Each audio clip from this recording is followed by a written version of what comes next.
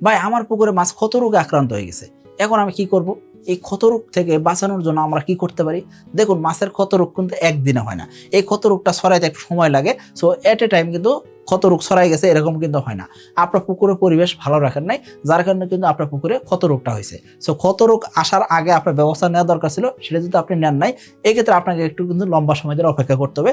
দ্রুততম সময়ে আপনি ক্ষত রোগ রিকভার করবেন সেটা কিন্তু সম্ভব হয় না, কারণ কি শীতকালীন সময় এমনি তাপমাত্রা কমে যায়।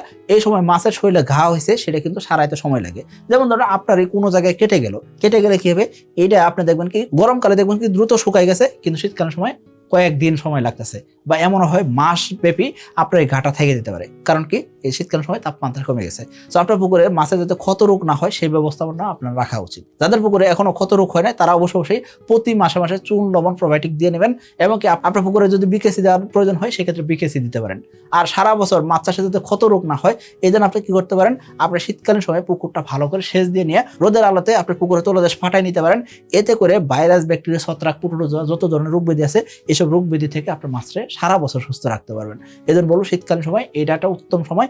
এই সময় আপনি চাইলে পুকুরের প্রস্তুতিটা নিতে পারেন। যদি এখন আপনার পুকুরে ক্ষত রোগ হয়ে যায় এই ক্ষেত্রে অনেক সময় অ্যান্টিবায়োটিকের দরকার হতে পারে, এবং কি আপনার পুকুরে মাছগুলোকে কপার সালফেটের দ্রবণ দিয়ে আপনাকে গোসল করাইতে হতে পারে। অবশ্যই এটা উপজেলা মৎস্য অফিসারের সাথে কথা বলে আপনি ব্যবস্থাপনা নেবেন। এতে করে দেখবেন কি আপনার মাছ দ্রুততম সময়ে সুস্থ হয়ে গেছে।